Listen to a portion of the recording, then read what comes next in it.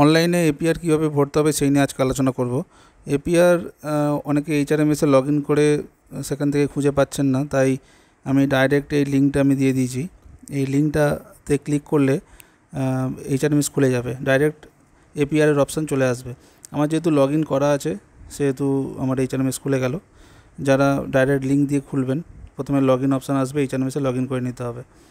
তারপরে এই বাঁদিকে যে ড্যাশবোর্ড আছে এবং তার নিচে দেখতে পাবেন এপিআর। এপিআরের এখানে আপনার এপিআর হেল্প, ভিউ এপিআর বিভিন্ন অপশান আছে। অত কিছু করার দরকার নেই, সোজা চলে যেতে হবে সেলফ অ্যাপ্রেজালে। ওখানে গিয়ে যেটা প্রথমে খুলে যাবে পার্সোনাল ইনফরমেশান। এখানে আপনার পার্সোনাল ইনফরমেশান যা থাকবে সব কিছু একবার করে চেক করে নিতে হবে, যা যা থাকার কথা। এখানে আমাদের কিছুই করার নেই। এর পরের চলে আসবো পরের পেজে, সেলফ অ্যাসেসমেন্ট। এখানেই আমাদের যে লেখা এপিআরের যে ডিটেলসটা এখানে লিখতে হবে। আমি আমার প্রথমে এপিআরের যা লেখাটা লিখবো, এখানে পেস্ট করব, সেটা আমি কপি করে নিয়েছি, লিখে নিয়েছি অন্য এক জায়গায়। সেখান থেকে কপি করে নিয়ে আমি এখানে পেস্ট করে দেবো। লেখার ফরম্যাটটা একই, জাস্ট নিজেদের নাম এবং ডেটটা আলাদা হয়, কোন পিরিয়ড, কত থেকে কত অবধি। তো এখানে পেস্ট করে নেওয়ার পর আর বিশেষ কিছুই নেই। তার নিচে ওয়ার্ক ডান ফ্রম এবং ওয়ার্ক ডান টু যে দুটো ডেট আছে, ফিনান্সিয়াল ইয়ারের ডেটটা আপনারা দেখে নিতে পারবেন।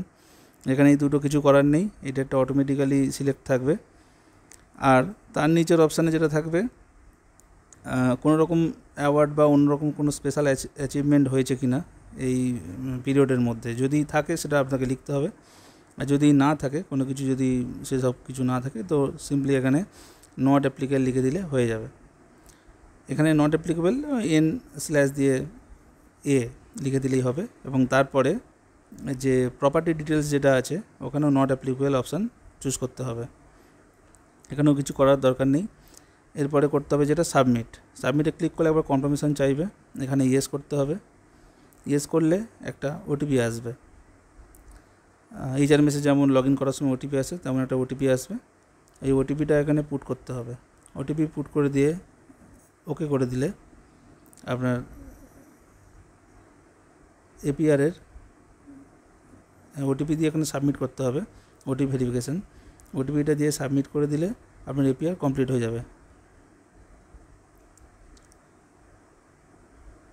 যে self appraisal details successfully placed, তারপর অটোমেটিক পেজটা রিলোড হবে, হয়ে দেখিয়ে দেবে যে এপিআর সাবমিট করা হয়ে গেছে। আর কিছুই নেই, এরপর লগ আউট করে আপনার বেরিয়ে যেতে পারবেন এখান থেকে।